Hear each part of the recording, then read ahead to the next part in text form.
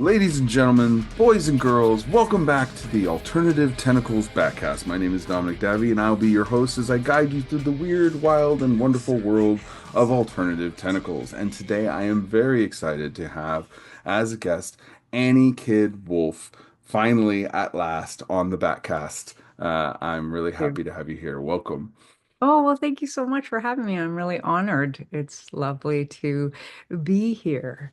Well, it's great to have you because there's so much I'm excited to talk to you about and to present. I just told you in the lead up, like a lot of this is, I'm really excited to reintroduce you to many people in the Alternative Tentacles fandom that might not necessarily know, with your new album out and all of these amazing videos that have come out. I'm really excited to kind of reintroduce you to everyone. Though plenty of the people who follow Alternative Tentacles do know who you are because you are a veteran of the Long War. You have put out, I think it's 5 albums now on Well, Alternative Tentacles. this one is the fifth, and That's it's the third Annie Kid, but it's the fifth album that I've done in whole. Like I did the Spank Machine one, of course, that's my band, and Fuel Injected 45 is the lead singer of, and then the three Annie Kid ones, and they're all kind of different. I think each mhm. album has it's really hard to pigeonhole what I do, right? So each album seems to sway through all kinds of different stuff, but I guess it's still me vocally. So It is, and you excuse me, even Jello is, talks so much about how impressed with your voice and the range that you have and your presence. And your drive, to be quite honest, is something we've talked a lot about at Alternative Tentacles. But to give people some context, even those who do know who you are, how did you find your way to Alternative Tentacles? Because I know you were fairly established in the Vancouver based in the music scene up there. And so like how did that come about? Like how did well, you that's a get funny involved with this ridiculous world? well, that's a funny story. So, years and years ago, I guess it was 1998 or 99, I was wearing this nurse's outfit. Okay, I'm gonna go like boom. I'm gonna tell you the whole thing. So I'm wearing this nurse's outfit. I go out for Halloween and I bump into my friend M. Rogers. So M is the director of the film The Widower. And I bump into him and he says, Annie, that's such a cool outfit. Um, can I borrow it for this film that we're doing? And I said, yeah, no problem. Like, okay, Saturday at 10 a.m. And I was like, no worries. So I call or and say, "Hey, are you going to pick up that outfit Saturday morning?" And he said, "Oh yeah, we'd love to borrow the outfit, but can we borrow you also?" And I said, wait a second. What am I doing with, am I a nurse? Like, what is your film? Like, I knew that he was doing this film, but I didn't really know a lot about it, right? And so he's like, well, yeah, it's this mortician and this mortician give me the full director's thing. It's like this mortician, and then it's like this weird twisted sex club. So you'll be wearing this nurse's outfit, so you're his assistant, but twisted girlfriend, and it's all. I'm like, okay, like, all right, interesting. When do you need me there? And he's like, oh, in 2 hours. And I was like, I'm not even like ready. I'm nothing. And so I said, okay, well, who's the mortician? Because he said you guys are going to get kind of like close and it's going to be kind of, just weird and uncomfortable. And I was like, okay. And I'm thinking he's going to say maybe Joe Keithley or Nardwar, someone I know quite well from the Vancouver music scene. He goes, oh, Jello Biafra. And I was like, okay, so now I have to go to this set and I have to be this weird, creepy counterpart to Jello Biafra. Like, this is so weird. And I didn't know Jello at the time, right? So I was like, all right, fine, whatever. I'm kind of up for anything. And I show up there and I have a big bag of all kinds of different clothing. So I throw it all in the bag and I get there and Jello's not there yet, but I'm setting stuff up and he comes in and instantly we just kind of everything's eased and we just become friends. We start chatting about stuff and just super comfortable. Like it wasn't anything like, just like when you meet an old friend that you haven't seen for a long time. So we Yeah. start talking about this and start talking about that. And we're sitting in the break room and then I'm reading, or he starts reading The Terminal City, which was a magazine here, a newspaper. He's reading it, and there just happens to be this huge picture of me in it, and I'm called the Freak of the Week, and I'm dressed all crazy, and they ask me questions, and he goes, "Oh, is this for a play?" And I was like, "Oh no, now I have to tell Jello Biafra that I'm a musician."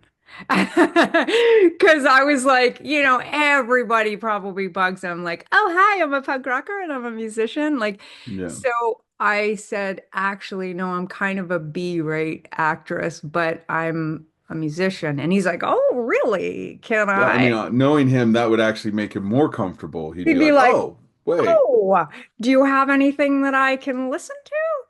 And I was like, oh, okay, sure, if you want to. And I kind of avoided it for a few days because I just felt like, oh, this is like here's my demo, Jello yeah, Biafra for, the owner of Alternative Tentacles. So anyway, so the last day we got along really great. And the last day of shooting, he's like, hey, can you bring that did you bring the demo? And I was like, oh, I forgot it. Sorry, whatever. And then he's like, oh, come and bring it later or whatever. So I dropped it off when they were still shooting. And he said, oh, great. And just put it in his pocket and said, oh, if you ever come to San Francisco, let's go have lunch. And I was like, that's perfect. So I was heading to San Francisco, just happened to be a few months later on this little road trip with my friend. And I was like, hey, let's meet for lunch. And he said, okay, great. And then he got off the phone and he was like, oh shit, I better listen to that demo. I haven't even heard it. It was like, 6 months ago. I don't know this quite. is all very Jello."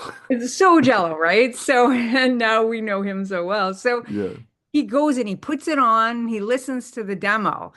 And then about a half an hour, an hour later, I get this call. And it's like it's almost like this weird frantic call. And he's like, how come I've never heard of you? And I was like, what?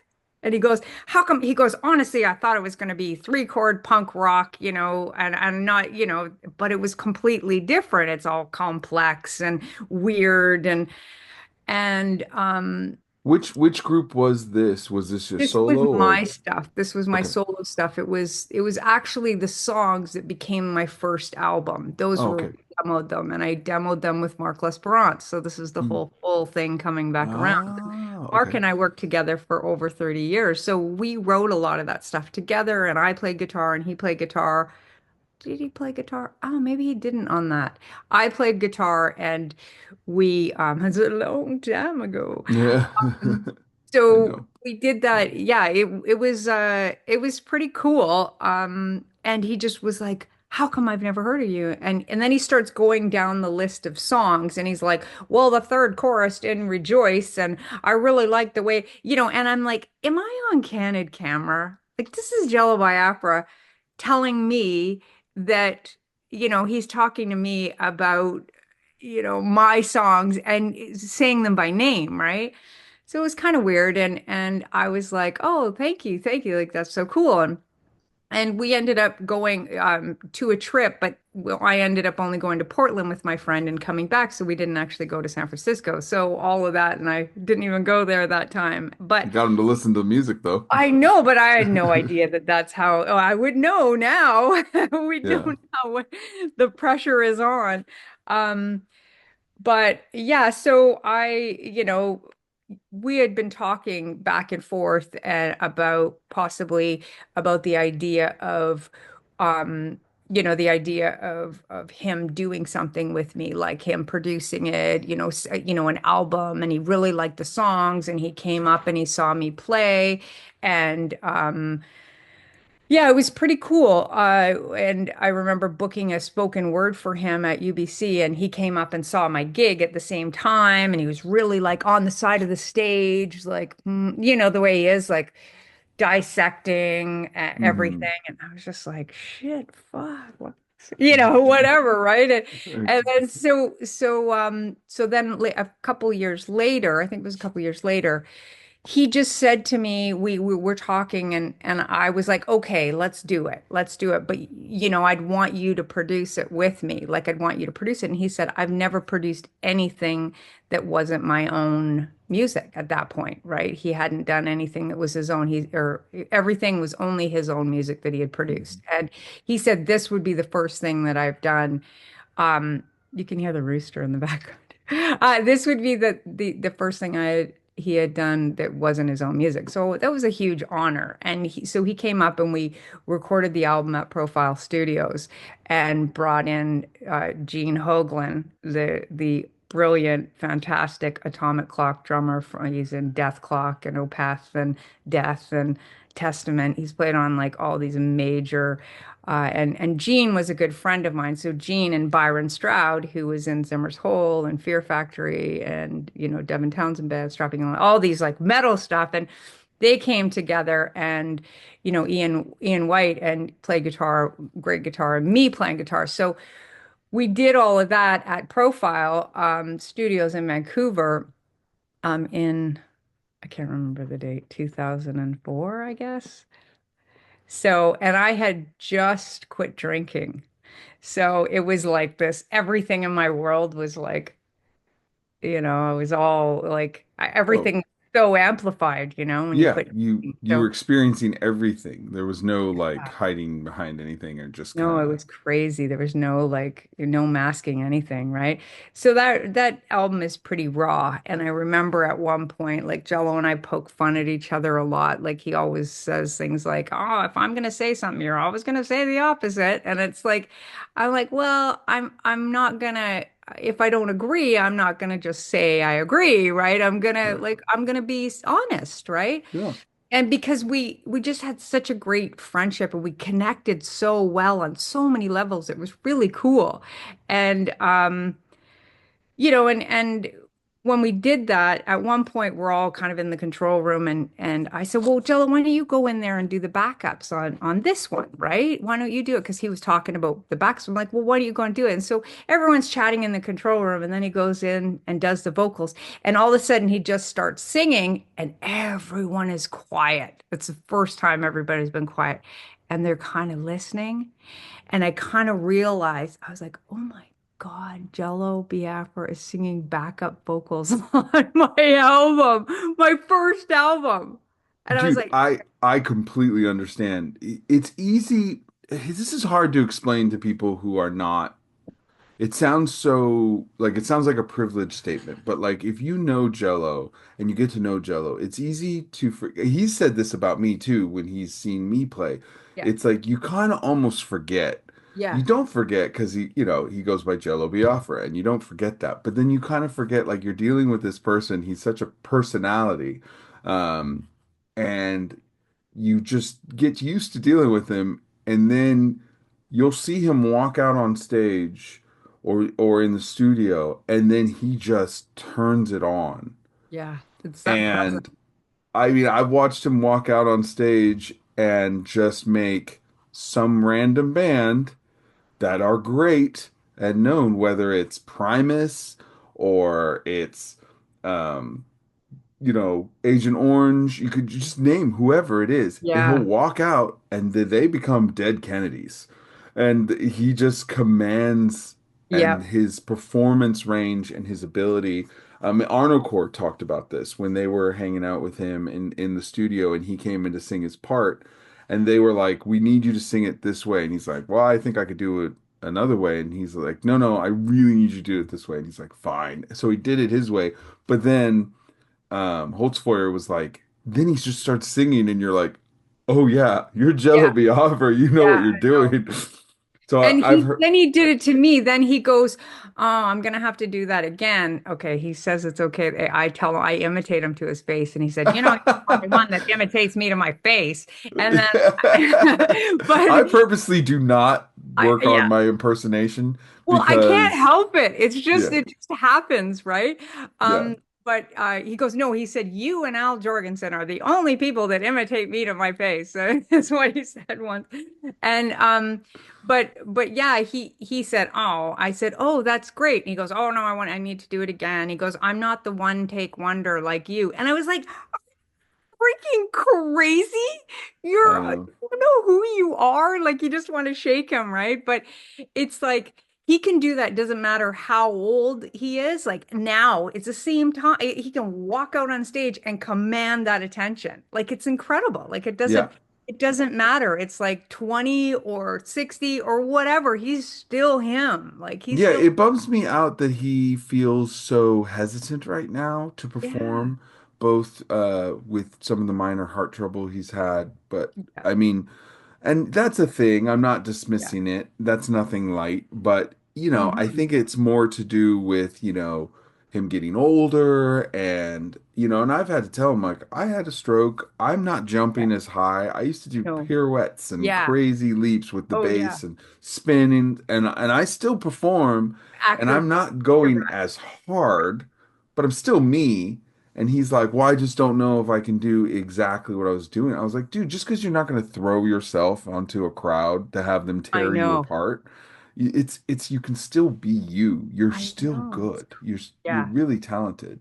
He's And amazing. And he also like his voice is just incredible, right? It it's just is unique. him. It's super unique, right? Yeah. And having him love my voice and tell me things like, oh, he said to me a while ago when we were talking about, I was like, the quote or some quote that somebody asked me about Jello. What is the quote that Jello said? And I said, he said something like, if, I was the most unique voice he had heard since Jim Morrison, right? And Oh. and then I asked him that, and he goes, yeah, I said that, but he said, but that just doesn't seem to do it justice because everybody says that's the most unique voice since Jim Morrison. Now I've heard this Mhm. before, and so it was kind of like a cool, that he really respected Mhm. my approach. Because to tell you the truth, when in Vancouver here, I would play all kinds of shows. I would, but I never got on the bills with the well-known scenester punk rockers because I was too weird. Like I was too unique sounding. Like Jerry Jen Wilson from Spank Machine, the lead singer of Spank Machine, the main lead singer, she just fit into every little punk rock perfect box. Cute little vocal that was all just fit. And I just didn't. Like I never fit into that. So their band, other stuff that she did, JP5 and other things would just fit into that stuff on all these bills, tour on these tours. But I didn't get those same opportunities. I also had a son when I was 15, so I had to stay home more to take care of him Mhm. and to raise him. But um so when Jello actually loved what I did, it was kind of this awesome moment for me because I always liked what I did, and I also just needed to be me. Like I wrote the songs I wrote. I just created what I created, and I didn't try to be in that little punk rock box. I just tried to get the stuff out. And a lot of my stuff is super emotional and has been for, like that's my thing. Like I've all been like, oh, I'm hard done by. Yeah. Well, I mean, he's genuinely a fan of yours, and he has always been. And it's an honest in and he is that impressed with you. I mean, Jello's not the kind of person that blows smoke. He's not able No, is to. he He's too not? spectrumy to do that. He's just like, and even his criticisms are interesting, who are Oh, backhanded compliments. Like, I mean, because he will not hold back. I mean, I've no, talked to other bands who have talked about kind of, getting upset by some of the things that he said, I know. which is never meant to be hurtful. No. Um, but it is But funny. he's so good at the criticism thing because it's Yeah. like play and I'll be like, look, I just need you to hear this right now. I don't need you to criticize it yet. It's not mixed, it's not this, it's not. And he's learned with me a little bit of how to kind of hold back a bit.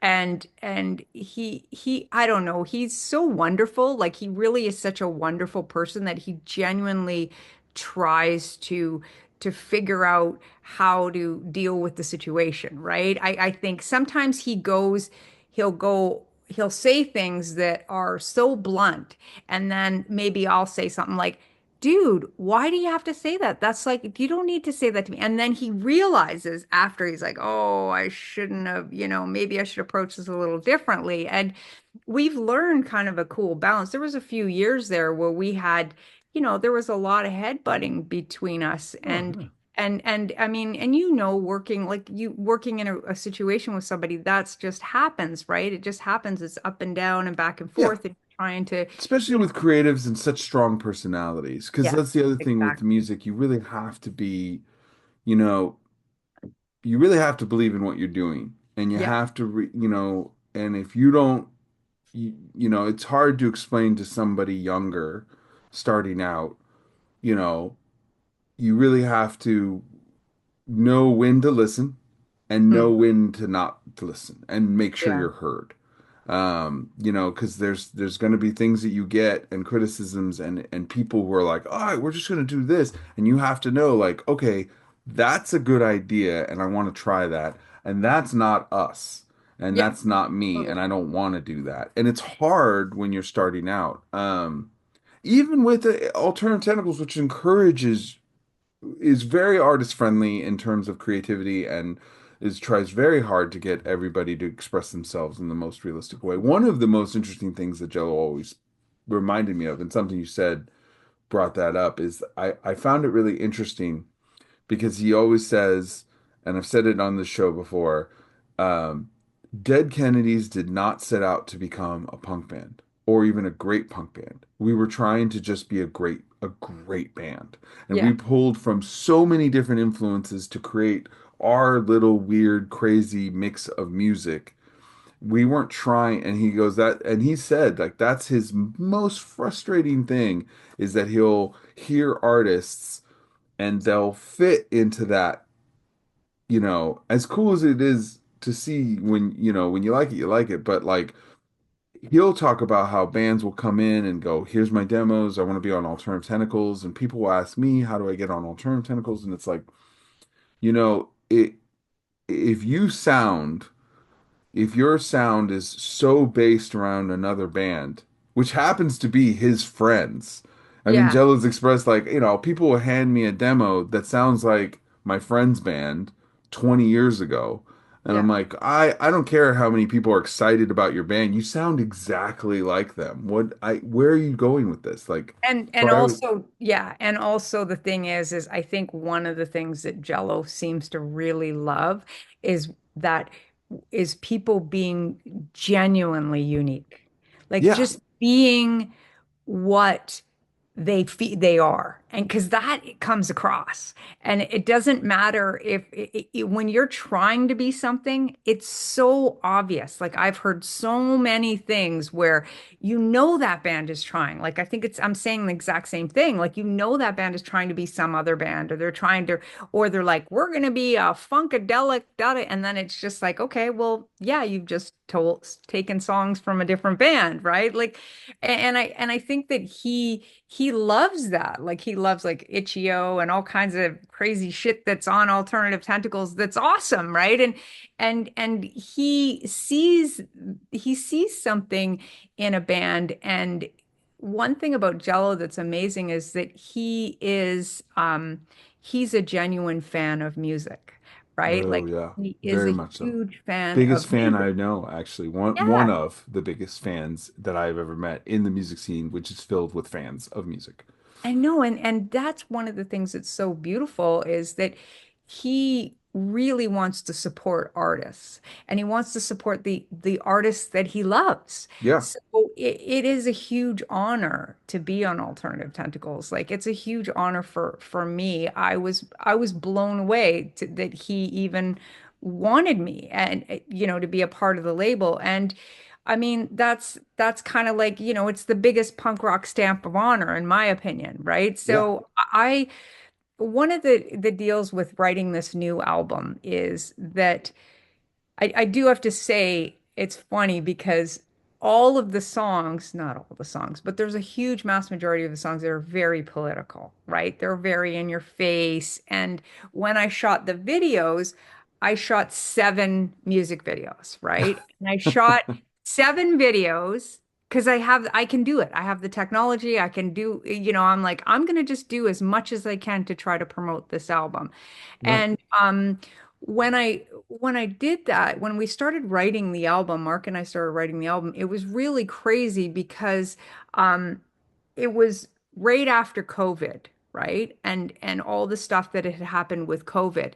And I had felt really broken by society, by what's happening. And it just spilled right out into the music. Like it spilled out, like as Mark and I was up north and our place up north, and Mark would send me files, and everything that was coming out of me was this um just watching what was going on in the world, right? And a lot of the stuff that was going on in the States because, my friends, my family, so much of my world is in the States. I've produced a couple films there. I've, played there. I did all kinds of stuff in the States. So that was, and the label, of course, is in the States. So much of my life has been focused there. And watching the craziness come out of, the United States of America was so overwhelming to me. It was so overwhelming. And it just spilled onto it spilled onto the record and created those songs. And the whole idea about, organized religion, like I don't have any problem with God. I have no problem with love or spirituality. My problem is organized religion where people are taking advantage of the poor and the needy and getting rich off of that. And I mean those are my these are my huge, I want to say pet peeves because they're a lot more than a pet peeve, right? Right. It's just stuff that makes me really angry. And so all of that came onto the record. It all came onto the record. And it's very different. Like it's a very different album because of that. All in the past, my songs have been very different. They've been angry, but in a different way.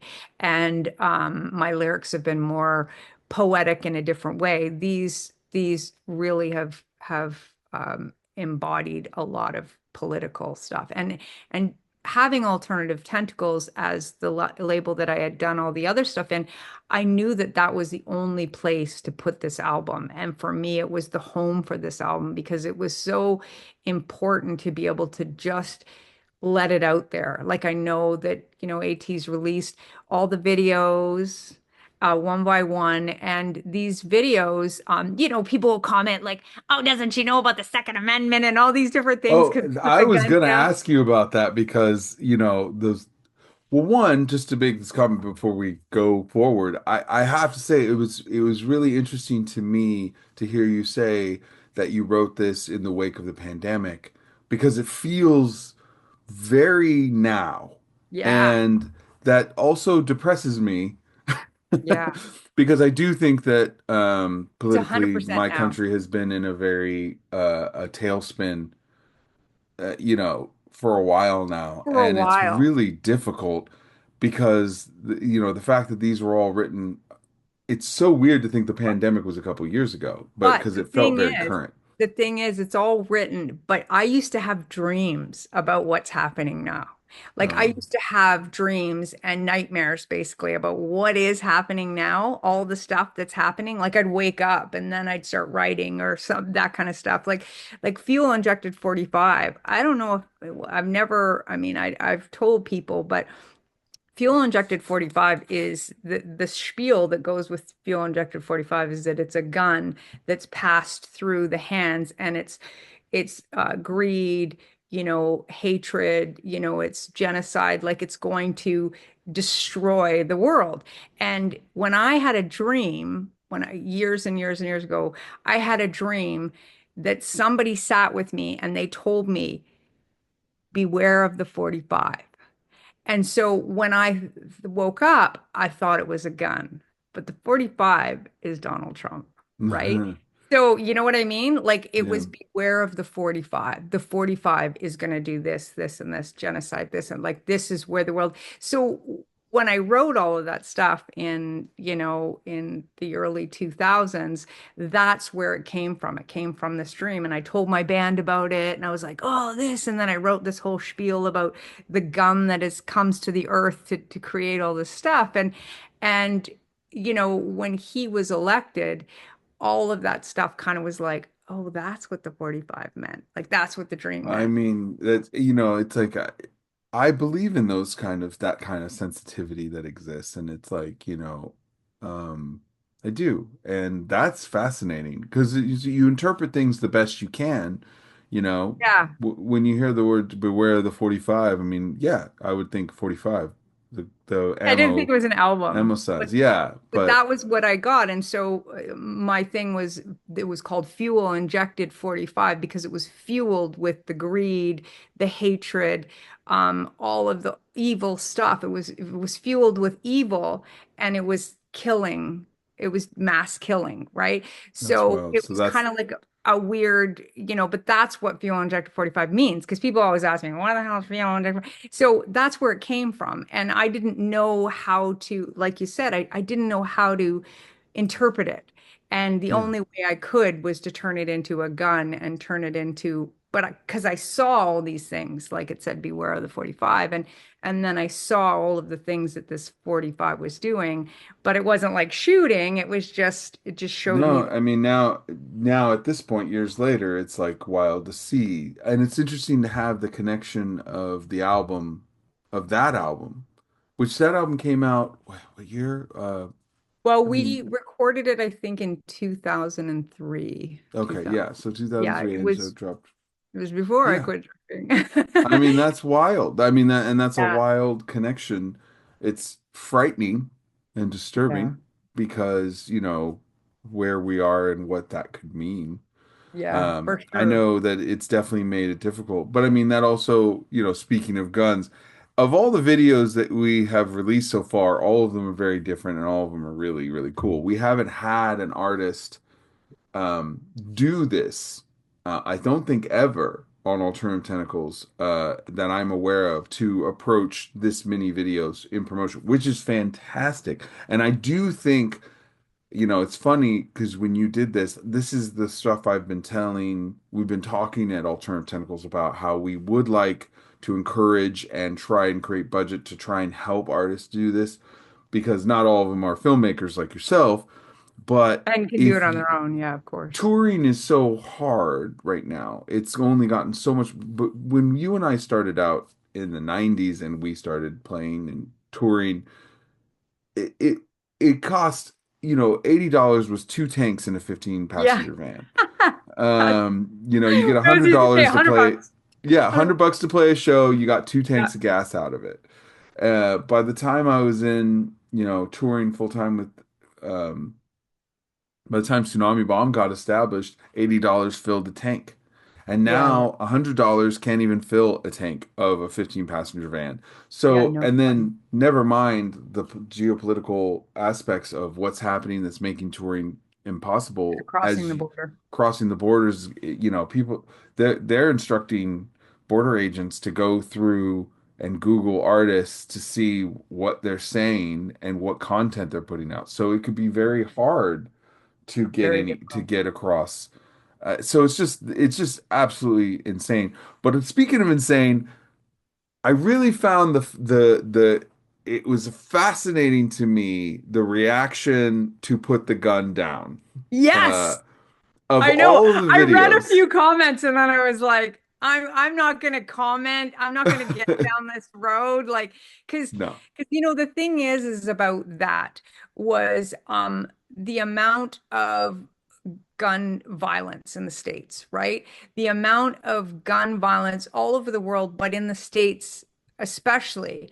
yeah, And the idea of putting the gun down was that was the way that the song flowed. It wasn't like you have no rights to have guns. Basically, it was like why is it so hard to have gun control? Like why, right? Like why is it so difficult to control these things, to have more longer waiting periods, to not sell guns to 15-year-old boys who are mentally challenged? Like, like how is it, how come it's what is why is that, right? And year after year after year, there's thousands and thousands of shootings in the States to 300 in Canada, or you know 20 in Europe, or not Europe but like the UK or whatever the case is. It's like, well, what is that? Like what is, sure, you guys got tons of people, but there's places that have tons of people also that have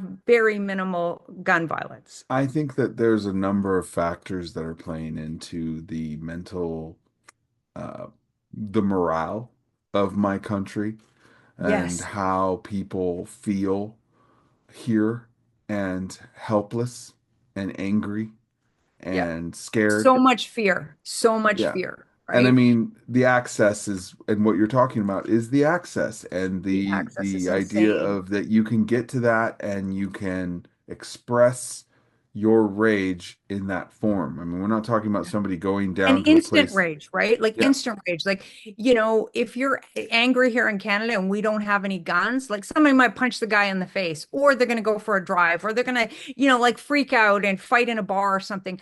But they're not going to go home and, pull out the gun, kill their whole entire family because, they might have a handgun license, but they had to go through a whole bunch of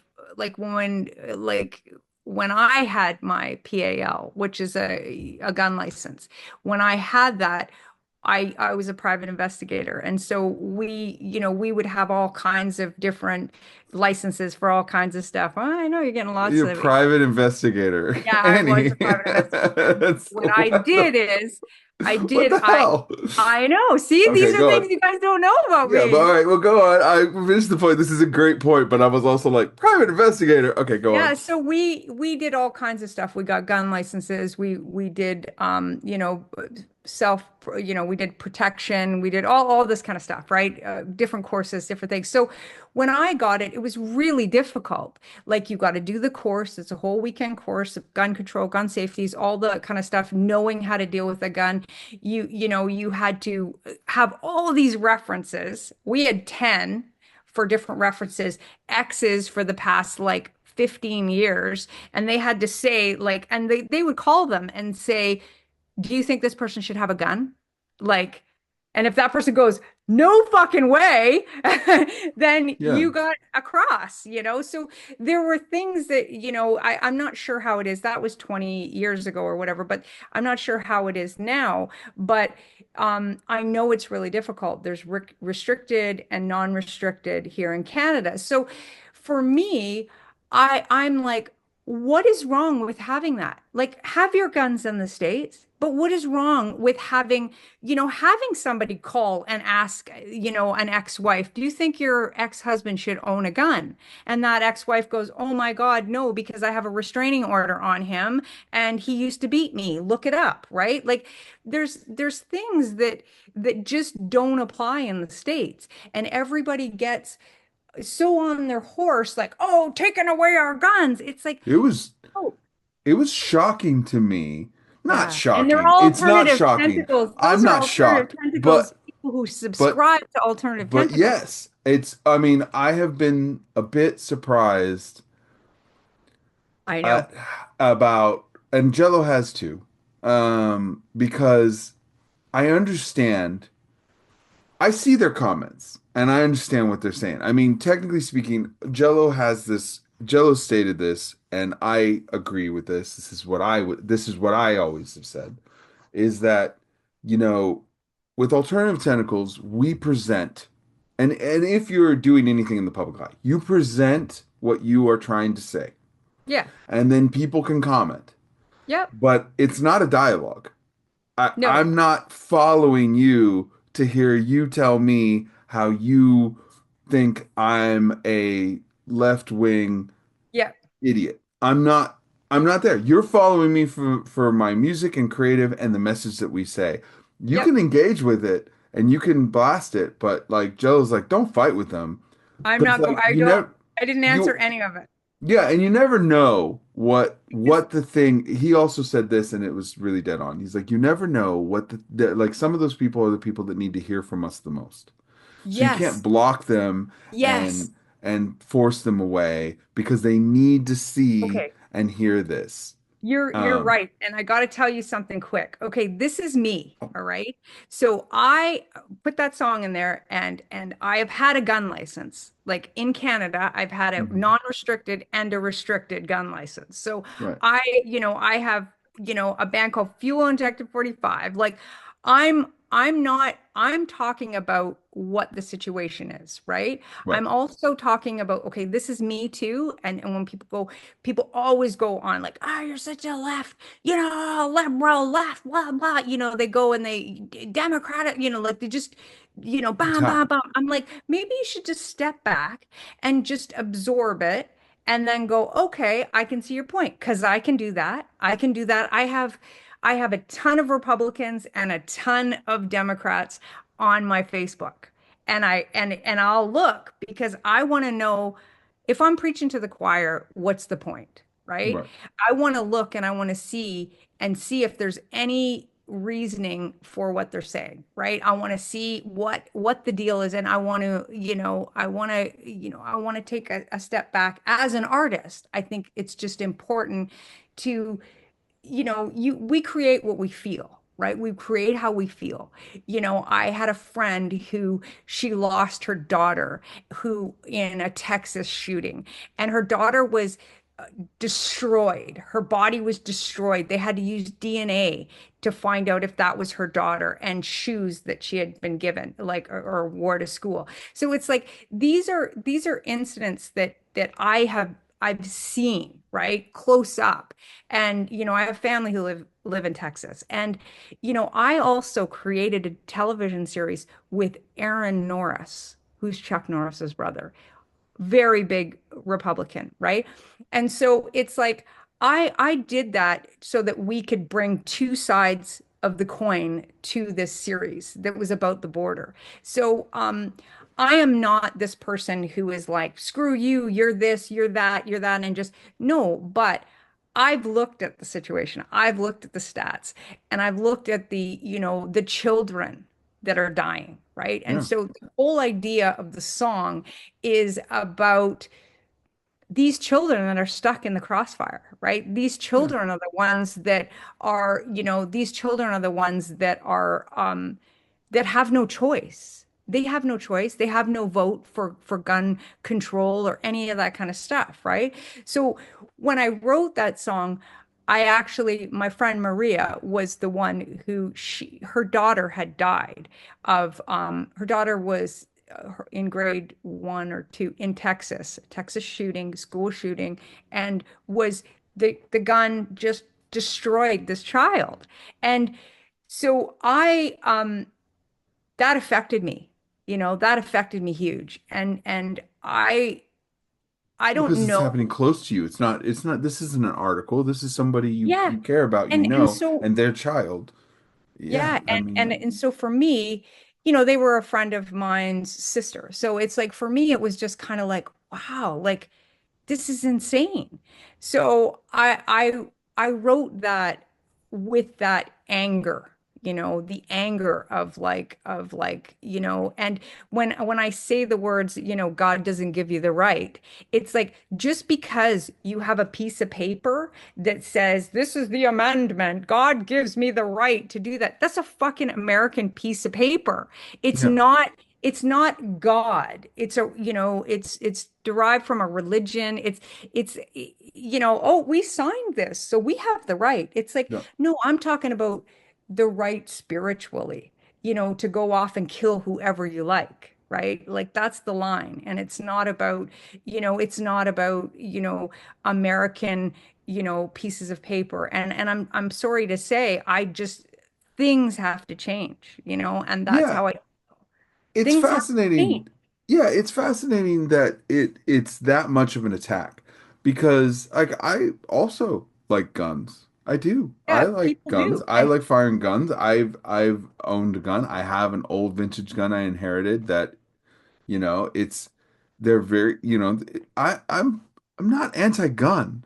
my I've never husband was in been. the army. Right. So yeah, exactly. It's like I'm not anti-gun. It's just the concept of the song is clearly in every way addressing the murder of children and the Yeah, endangerment of our youth and how they're not safe in schools and that's it. especially America, we're doing nothing for Yes. this. We're And not I'm a we're not Canadian. doing I'm any. Canadian. I'm watching as a Canadian, watching Yeah, it. and it just doesn't, and it's interesting. It was interesting to me. If you're listening to this and you were one of the people that commented, and I appreciate you listen. I appreciate that you're a fan of Alternative Tentacles, but it is a little bit hard for me to understand why this is an attack on you Yeah, and your no. ability to own a gun.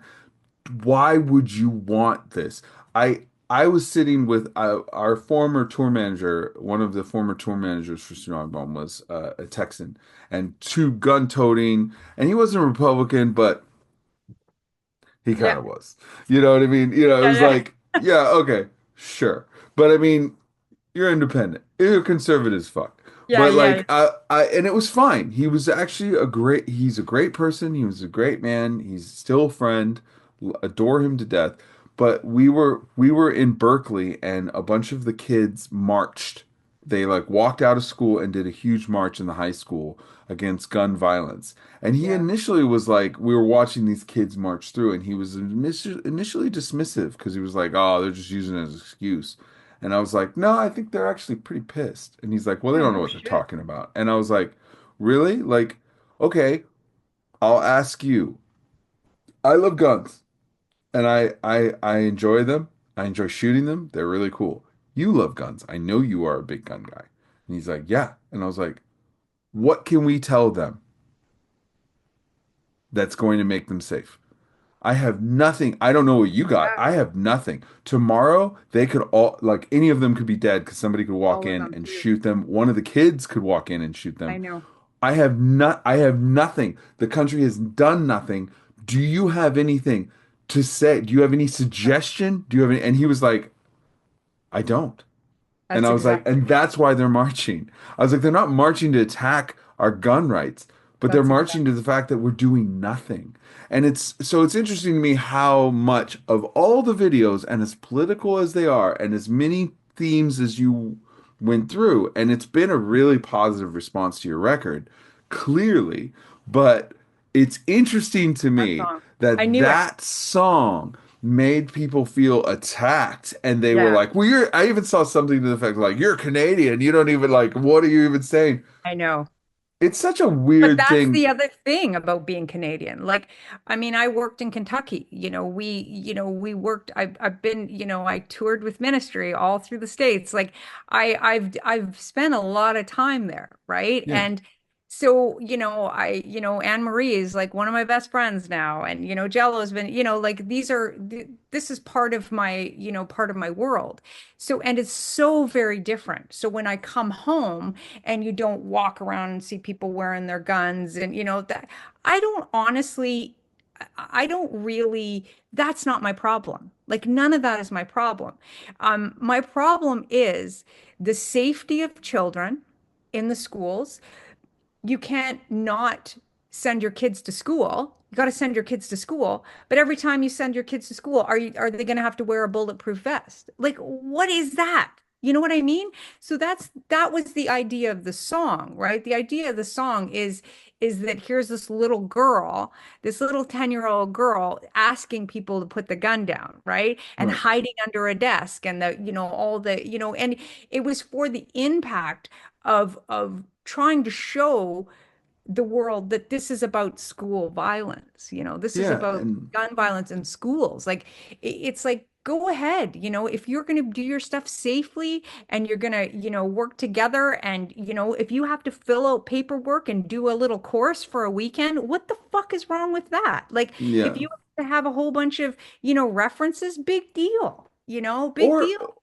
or at least, I don't know, figure out what we're going to do about it. Because right now, thoughts and prayers for the last 20 years have done nothing.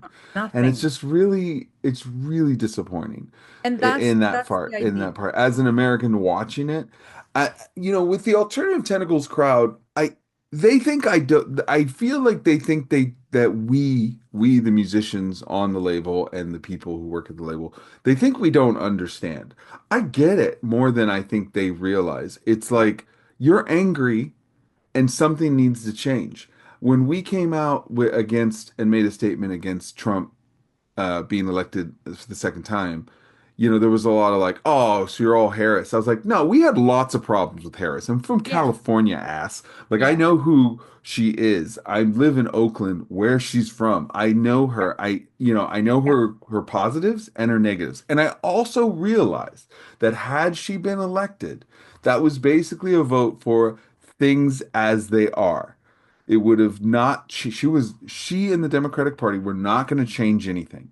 And it was going to, they even said, keep calm and carry on. And I understand that there are elements, including punk rock elements, in our country who are like, this cannot keep going. And I Yeah. get that. But I just wish, I'm like, but Trump is your solution. Yeah, I know. And now, It's like even if things I don't know, man. I'm gonna say this, but even if things kind of stayed the same, they wouldn't have been Project 2025. And, the amount that's happened in the last couple of months has been mind-blowing. The people that are losing, their health care. There's other stuff that I found out too just recently. A friend of mine, like there's all kinds of horrible things that are going on, and I just I I can't, it's really hard to look at this. And the fighting with Canada, now this argument with the where'd states in that come Canada, from? it's like it's ridiculous. It's like now I'm like I can't, I don't want to go to the States because I'm like I'm going to be searched and I'm worried about it. And I have projects that I've been working on that work with both countries together, and actors that we work with because I'm a director, and there's locations that we want to bring money to and in the States. And now it's like, wow, like this is you've just thrown this huge line in like 2 months that you've been in office, right? And Yeah. there's a lot of stuff I'm not, I'm not all rah Harris either. I wasn't. And I No. think all of us, We would have criticized her administration. of And anyone who course. doesn't think that we wouldn't have has not been paying attention. It's fascinating to me how some people go, oh yeah, alternative tentacles, you got plenty to say when it's Trump, but you didn't say nothing with Biden. I was like, you're not listening. Yeah, I We know. had lots to say about Biden, but Biden wasn't actually crushing people here. Yeah, Like, I know. it is a huge difference. There were no Nazi salutes at Biden's acceptance of I know. the presidency. I'm And sorry. There it's wasn't a mind-blowing. billionaire doing a Nazi salute. Like, there is a difference. And don't try to pretend it was that like some random Democrats have done it too. It's not the same.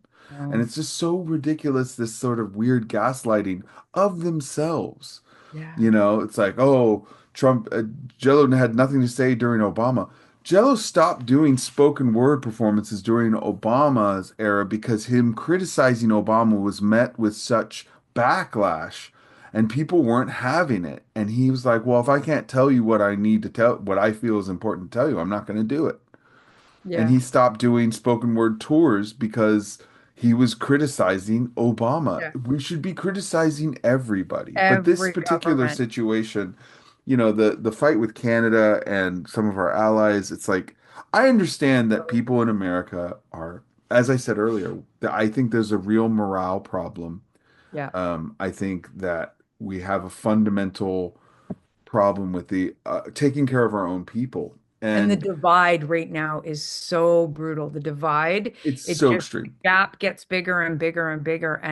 And so it's like people that's why that whole put the gun down really sparked so much, because it was because of the divide being bigger, these people are like, no, no. And it's like, whoa, like I just mean, take a look at what I'm trying to say. So The you're okay lyrics are right with, there. Read it.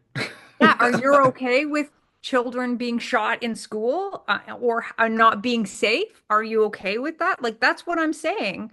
I'm not telling you that, put the gun down means, it means put the gun down. It means those people who are gonna go in there and kill children, don't do it, you know? I really do think that there's a lot of as a disconnect between that Gotta be. reality because like, you corner that person and they're gonna be like, no, I don't want kids to die. But they're also like, but you could potentially hear, and I have, this sort of like, well, I'm not even sure if that was real because I didn't deal with it. So you get that disconnect. I mean, there's a disconnect that Yeah. happens on many levels of what's happening. Like no one could have predicted. I didn't see anything in anything I saw in Project 2025 that said make our ally a long-standing ally of Oh yeah, Canada I know. and threaten to try and turn them into a more states for America. I'm not sure where this expansionist delusion thing comes from, the need for people, other countries' resources and territory. I'm not sure. Like, is there something that I don't know? Are we out of iron? Like, what's happening? But the thing, but I did a backcast with Greg Deal, the singer for Dead Pioneers, and it was a very fascinating conversation. He's brilliant. Yeah, you would love him. I hope you guys get to meet and play together at some point. But he was like, you know, every time the government shuts down, and which it's done a number of times, um, and everybody's like, oh, that's inconvenient. That's annoying. This is ridiculous. I can't do certain things. It's shut down. He goes, my people die. He's like, because there's a deal. It's called a treaty that supports these reservations. And the reservations are required to get medication, food, everything we need, we have to get from the federal government that stocks the stores that we buy from. And that's how, they have an obligation to support Native people. And that's how our most vulnerable, the elderly and the sick, survive is through those. And when the government shuts down and they play games about where the budget is and Yeah. they shut it down, all those services stop. So it doesn't Yeah. matter how necessary and life, how much, how impactful how you need that medication. It doesn't matter. Nobody's there. They can't send you. They're not going to. And he's like, so every time he goes, and it's never talked about. No one ever reports on it. Nobody ever brings it up. But every time the American government shuts down for some sort of little pissy game that they're playing with their budget, Yeah. we lose Native American lives because Yeah. they The can't, sick, the elderly, and the poor. and They the all children, yeah, and the poor and the go children. And I never, and I suffer. I try to be as sensitive and as knowledgeable as I possibly can, but I never even thought of that, you Yeah. know. And I mean, it boggled my mind. It doesn't, and that's not even getting mentioned. So, I could not even imagine how they're getting affected by cuts because Yeah. I know there's a Oh, treaty that the government has to oh, follow, but are these people who are running the government? Is Musk, who's for some reason involved now, has been involved because he bought his way in, I guess. yeah. It's It, mind it, it, blowing. it, Mind blowing. do they feel like they're obligated to support a treaty that is hundreds of years old. Like I don't know how that's going, and I don't have really any way to find out. It's not like, Greg's not obligated to be the speaker of all Native affairs, but him bringing that up to me Yeah. and stating that in a back, it's like in this case, in right now, you're affected. Like all of a sudden, a border, which Yeah. is, the only thing inconvenient about the border for musicians has been merch and paying Yeah. taxes on what money we may or may not make on either side.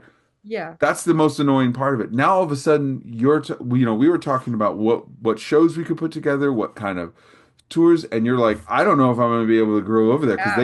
they Google you, they're going to be like, oh, well, Yeah. you I know. know. And then, it's really sad that that's the whole idea of freedom of speech. is not Well, they seem great. to have really thin skin for people It's who say empathy is terrible yeah, and everybody and should suck it up, Snowflake. It's like all of a sudden, like, oh, okay, so yeah, you can't handle criticism. You can't yeah. handle somebody saying put the gun down in a You music can't video. handle somebody speaking freely. And that's what I'm trying to say about why it's so sad as a Canadian to watch what's happening, because the shackles are tightening on the Americans, and if you want to spend any time in the States or work there, support Americans, or just visit your friends, it's kind of impossible at this point without being afraid. I know a band that out of Toronto that I joke with them that they're a lame pop band. I'm like, you guys are a lame pop band. We just Yeah. joke, right? And they got interrogated and detained for 6 hours, and then they got refused, right? And I'm like, you guys are like the most unpolitical band ever. It's hilarious, and it's like it depends. Like now that they have that the American border have the right, they can do what they want. They can search, they can find what they want, and I mean it's not going to be too hard to search me and know who I am. I mean, which is kind of sad, and But do that's you going to support that? You know? I think it's horrible, right? Yeah. And so So, my whole band, like Mark Lesperance and Don Binns, like they both said, I'm not going to play in the States. Mark had a huge, thing of vacation planned with his wife and all these things, and in the States, I can't even remember Montana. I don't remember where it was, but completely canceled. yeah. And that's thousands of dollars into the American economy. And it's just like, that's only one example of one person in my band. And they're like, at this point, we don't want to go there. And so for me, I don't I'm blame like, them. okay, I don't yeah. So blame I'm them. like, okay, I was putting out an album and speaking freely on this album and not just go, oh, I'm so hard done by in life and love. I'm not Hmm. doing that. So it's like, I'm talking about the stuff that's been making me cry at night, when I found out about Maria and I found out about another friend of mine. I just told my husband about, and a friend of mine, another friend in Texas. I have a lot of people that I know in Texas, and it's like she was talking about how, yeah, it's like the girl that the best friend, is 12 years old, got raped and is pregnant and she can't get an abortion. And the doctor said that she's too little. She probably is going to die if she has this baby. Like, so it's like these are things like I'm communicating like with people I directly know, and they're talking about these kind of things. These are the things I see, and I'm like, holy shit, like this stuff is real. Like these Yeah. are things that are really happening right now. And I mean, and this family's like Catholic, and they're not like I think they're probably they might even be Republican. They're like guns and cowboy hats and the whole deal in Texas, and you see that kind of stuff and you're like, wow, like you know this is this is insane what's happening. They're it's insane, and There's it's affecting implications the to world. all of this. There's implications that I think that a lot of Everything. Americans aren't considering, and Yeah, it's and going to it's just affect things. yeah, so for me, I guess I haven't really wanted to push the envelope too much in the past, 20 years of being on AT, but I did with this album because I just needed to speak my mind, and I felt that this, it was important, and that's what the songs, said to me. It's like, I was thinking about Jello, like when you were talking about Jello and how he is with, being critical. He really loved this album, and I think that's what he told me. He said, I really like this. I think I wanted to really listen to it, get some time, and he thought this is a really good album. And then he talked with you guys about putting it on AT and how you guys felt, and it all kind of worked out because and I was like, I'm gonna do all these videos, I'm gonna tour, and I'm gonna pull all this stuff, I'm gonna just do all, and then boom, this happened. I'm like, now I can't really tour. I can do some Canada shows, but that's not really like the impact, right? The impact of being an American, on an American label and being a Canadian artist. Like I want to be in America, right, to play these shows, but it's just at this point, it's just not possible. Like when I was saying about like I toured with Ministry. Like I played acoustic guitar for one song for the Ministry Gary Newman tour, as you know, and Frontline Assembly. And I remember Jello coming to that. This is a little funny thing I wanted to just add because it was pretty hilarious about I wanted to tell you this and just tell you anyway. But he um he came to the show in Reno and it was the first show that we had played, right? The first Ministry show. And there was 2 weeks of Ministry, or I think 10 days of rehearsals, and they're very intense about the rehearsals. And I was supposed to play an acoustic guitar for the song and come out this featured moment. And the acoustic guitar never showed up, never showed up, never showed up, never showed up. And the very last rehearsal, the acoustic guitar got there and there was no strap or anything. And I had to learn the song right there, Caesar showing me the song. And I was kind of, I have ADHD, so I learn differently. So I was like, and then I go on, I sit on the stool, I played the song once through, and now we're going on tour. Load up on the bus, right? So that was it. That was all I got. And I was like, okay, I can do this. And then the first show was Reno, and Jello was going to be there. Jello and Anne Marie showed up. So Jello's on the side of the stage, Yeah, that side goes of the stage right watching there. me. Yeah, exactly. Watching me. So I come out, and so I'm plugged in. I don't have any ear. I have nothing. Like I'm monitor. I'm trying to figure out. This is the first show, first minute on first 30 seconds on stage. So I come out, and then by the end of this, by in there, I'm 30 seconds in. I got it. I got everything. I can hear. Da da da da. And I get off stage, and then Jello's like, the very beginning, you weren't quite, jumping around or expressing yourself. I'm like, for the first 30 seconds, maybe? And he goes, yes. So you didn't quite. So it's like his critical stuff is like, I was like, dude. And then I was on the side of the stage and I'm like, this is the first time I've ever really run through the song. This is the I've Right. heard it a few times before. I got to, LA and all these different things. It was like, but he's like He's the on it. super, he's on it. So he's like super critical, but not in like a bad way. He just will, he'll just dissect Yeah. and got it. He got the moment that I was like, and I was not, I was faking it, right? And for but only 30 seconds, like I And had, he he still was still like, was those like, first 30 seconds. What was going on there? 30 seconds, you weren't quite. But it's kind of a cute little, I was just kind of switching directions with the cute little story of No, Jello and that's who he is, fantastic.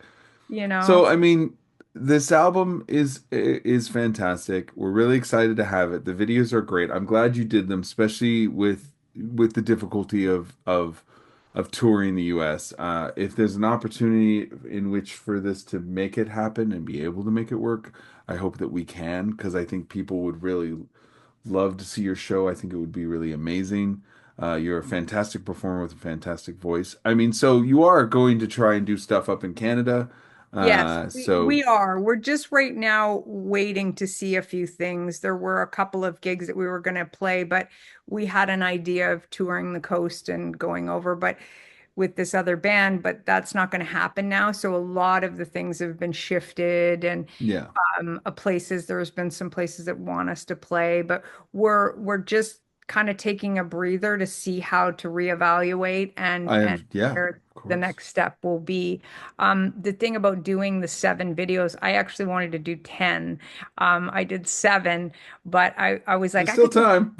I know, and I might. And it's just that the ones that I did were the cheaper, easier ones to do, and the Right. others are way more elaborate, right? So I've been kind of like, and I mean, I did all the videos for Jello's album Tea Party Yeah. Revenge Porn. So To for me, his very exacting standards. I want to make sure everybody knows that he well, enforced like how he wanted them to look and the kind of mix. And I remember you going, I could do this better if he just let I me. know. And there was things where he was like, these images need to be in there. And I'm like, they're like super low quality Jello. Like I can't like putting this low quality image in there is just gonna make it look all it's gonna look like but the They thing were is great. They were great. But The thing yes, is, I yes, but the thing is that those videos were all, even with the Mojo Nixon one too, those videos were all, like six of them all together. They were all done with him in mind. So as a yeah. filmmaker and a director, I have to get his political stance, his views, his humor, Hmm. and his creative collage way, right? So he's a collage guy. So I was creating the first videos that he officially said this is his official videos with all of that in mind. So there Yeah. were so many things I had to do to really capture him. So there are people who are like, "Oh my God, it looks like a 12-year-old did it," or whatever the thing is, and it's like, well, that's what he wanted, and he was Well, very yeah. specific. I And didn't think anybody, actually, the best compliment that I heard regarding those videos, and it's how I felt about them, is that they were an expression of the collages that he puts inside his records, and they that's were exactly it. visual representation of those collages. And So that if was the you're listening idea. to this, you should definitely check those videos out. They're all the videos that came out in connection with Tea Party, and then there was one where we did when the reissue of Jello and Mojo Nixon, Yeah. Will the Fetus Be Aborted came out.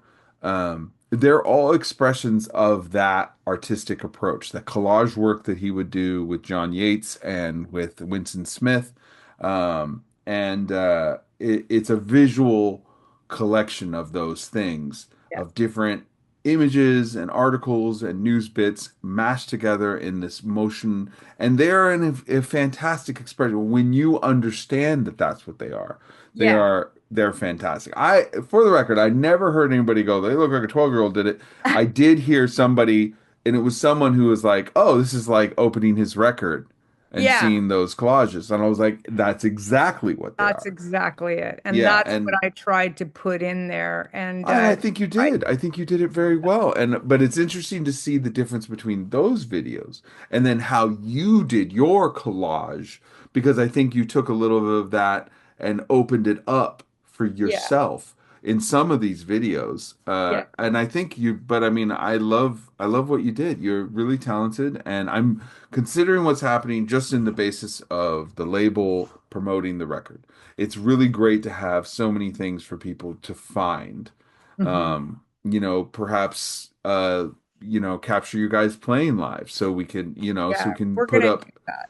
Yeah, I think that would be great So, to, I mean, it sucks to have to rely to this. This is an awful situation, but it's yeah. like, we got to just find ways to get it out there, because it deserves to get out there.